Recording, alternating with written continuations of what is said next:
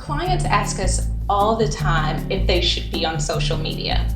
Well, the answer is if you're actively marketing your practice, then you absolutely should be on social media. The next question we get is if they should hire an outside firm to do it or if they should do it themselves. Well, you can hire an outside firm to do it. It's going to cost you, but it also gets it off your plate and you don't have to worry about managing it. If you decide to do it yourself, then there are just a few things to keep in mind to make sure that you really get what you want to out of your social media presence. I recommend to start small. There's many social media platforms out there, but I would take advantage of Facebook. Facebook has 1.5 billion monthly users. And what's important for you to know about that particular group of people that use Facebook is that women ages 30 to 49 make up a very large percentage of that group. And that group is the decision makers of the house. And that's the target demographic that's very important for you. So Facebook is an excellent choice to sort of jump in and get your feet wet and get started with social media. So you want to identify someone within your practice that can be your social media manager. The hard part is that your staff has other responsibilities, so you want to make it manageable for this person. You don't want it to take too much of their time. Facebook allows you to schedule posts a day, a week, a month in advance so that you can get them all set up to go out and they don't have to manage it every single day. You also want to make sure that this person sort of has a knack for social. Social was meant to be relational. It was meant to sort of connect with your audience in a very authentic way. So this person that you identify from your staff should sort of have an understanding of the way social media works.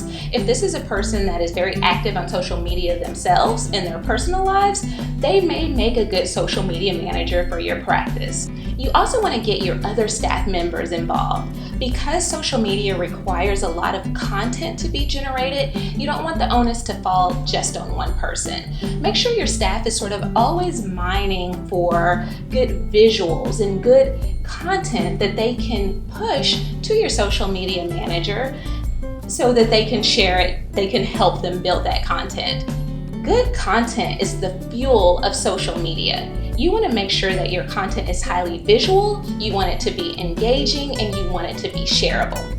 The shareable piece is the most important because that is when I see something that I connect to and I relate to from a brand that I want to share with my friends and family. The more things that I share about your brand, that's building brand awareness about your practice among them. And so that's the type of content that you want to generate. You want to also keep in mind what we call the 80-20 rule. You want 80% of your content to be something that sort of relates to the lifestyle of your audience and 20% to be about your practice or your brand. What that does is it allows you to push out content that is relatable and not just promotional. You also want to make sure that your content is what I call highly readable. That means it's fast and it's digestible and it's written in short form so that people can connect with it quickly and go.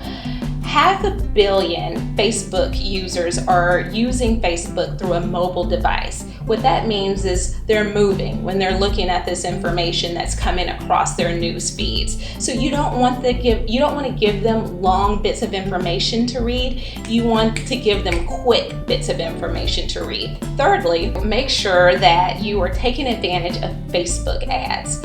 Facebook has done something wonderful for the small business owner. They brought the power of big brand marketing to the small business owner by allowing you to use power editing tools to target specific audiences with your Facebook ads. If you go into their power editing tools, you will see consumer insights that were that are taken directly from the top 5 consumer research firms in the country. And you can use that data to target your ads specifically. You can target by income level, you can target by spending behaviors, you can target by